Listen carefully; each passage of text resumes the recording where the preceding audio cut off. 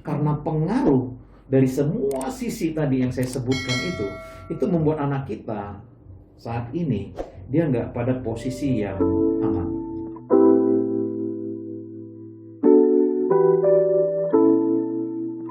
Nah, itu tadi pengaruh ya, masa-masa transisi. Sekarang pengaruh biologis ya. Jadi ini pertempuran juga. Kenapa? Pengaruh biologis ini bisa karena satu, keturunan. Nah, keturunan itu kan diwariskan dari orang tua atau anak ya berupa bentuk fisik, sifat maupun genetik. Ini sederhana aja ya, saya bilang.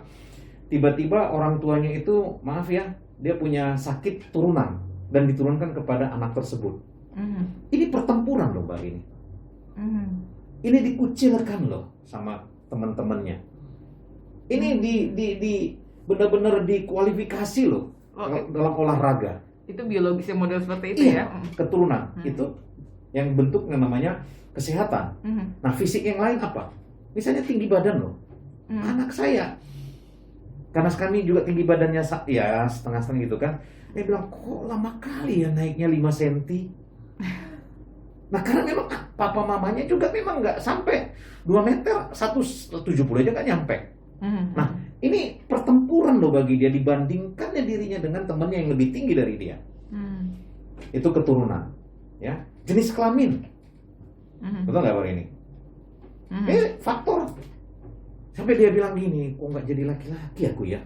Kalau laki-laki tadi udah kupukulkan dia. Karena dia pingin kali dia kuat, padahal dia adalah jenis kelamin wanita. Yang kekuatannya mungkin beda dengan jenis kelamin pria. Jadi sahabat saudara, mari kita sama-sama berempati dengan anak remaja kita. Secara biologis pun mereka sedang bertempur. Kalau pertempuran biologis itu mungkin termasuk juga yang begini ya Pak. Misalnya anaknya ada 4, 3-3-nya perempuan, cuma 1 laki-laki. Terakhirnya yang 1 ini ke bawah jadi perempuan. Dia bukan ngomongnya seperti perempuan pakai baju perempuan, enggak, tapi jadi lebih pintar masak, lebih halus perasaan, agak sedikit gemulai. Iya, bisa saja. Seperti itu juga ya? Iya, bisa saja gitu. Nah, ini kan pertempuran Mbak ini. Pengaruh itu tadi dari faktor keluarga, secara biologis jenis kelamin pria dan wanita. Pertempuran bagi dia. Yang wanita bilang begini, tadi kan kok nggak jadi pria aja aku. Nah, pria bilang gini, enak kali ya wanita. Kayak yang tadi kan nggak dikasih yang berat-berat. Iya. Semua yang kerja keras dikasih sama aku. Mama ini sama papa ini kok iyalah kan kakakmu atau adikmu itu kan wanita. Ada yang begitu kan? Pertempuran loh dalam pikirannya. Dia pingin gini, kok nggak jadi wanita aja aku. Nah, itu pertempuran jenis kelamin. Latihan dan kesehatan. Ini latihan ini bentuk aktivitas. Aktivitas contoh aja olahraga. Olahraga yang disajikan, ya, latihan-latihan yang disajikan. Nah, untuk misalnya untuk kesehatan usia 6 tahun, tinggi badannya itu ya idealnya mencapai 100 cm contohnya. Lalu usia 10 tahun nanti tinggi badan anak normalnya mencapai 120 cm. Dengan olahraga perkembangan fisik itu bisa ideal. Nah, tiba-tiba karena faktor latihan dan kesehatan dia nggak bisa olahraga.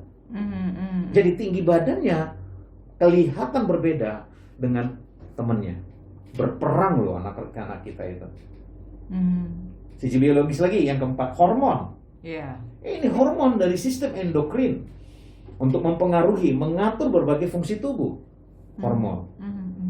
Jadi saya nggak bahas semua hari ini, tapi saya hanya mau kasih tahu bahwa anak remaja kita ini sedang bertempur.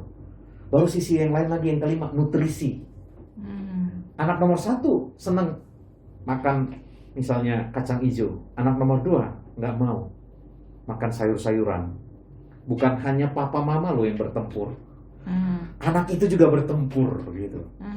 Gimana ya suka kayak kakak yang makan kacang hijau, sementara saya nggak suka. Jadi waktu nutrisi dikasih, perbedaan mulai kelihatan secara fisik. Dia mulai bingung, kenapa dulu aku nggak lakukan yang ini? Kenapa aku nggak kayak kakakku? Kenapa aku nggak kayak si Anu, si A? Itu secara biologis.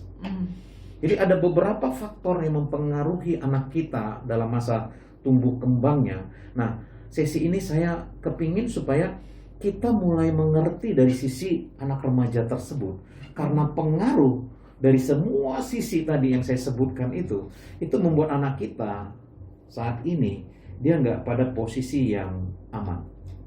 Ini posisi dalam tekanan. Kalau saya sebutkan tegangan tinggi.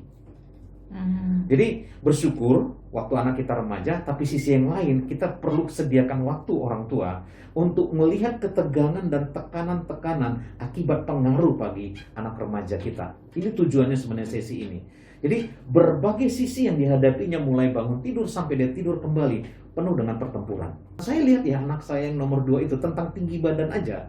Begitu dia ngomong gitu sama, dia kepingin, ini contoh, dia kepingin menjadi ini lebih tinggi, akpol dengan tinggi badan sekian.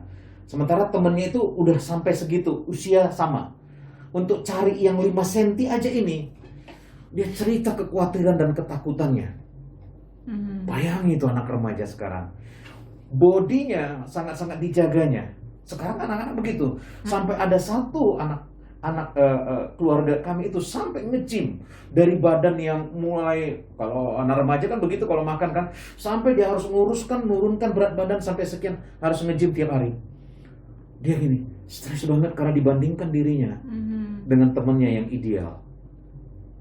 Para orang tua, sahabat Sonora, lihat bagaimana pertempurannya anak remaja kita itu. Jadi kalau kita memposisikan itu timbul empati kita. Untuk apa? Mendampingi anak remaja kita. Coaching tadi. Supaya benar-benar mereka masuk kepada pengaruh yang benar. Itu sebenarnya. Karena waktu mereka mendapatkan pengaruh yang tidak benar, itu merusak identitas mereka. Merusak gambar diri mereka. Mereka nggak dapatkan tuh gambar atau pola yang benar. Nah makanya kalau kita punya anak remaja, ayo, pengaruh-pengaruh yang dari luar yang bentuknya tidak baik itu mulai kenali, lalu sediakan waktumu para orang tua mulai masuk dengan nilai-nilai yang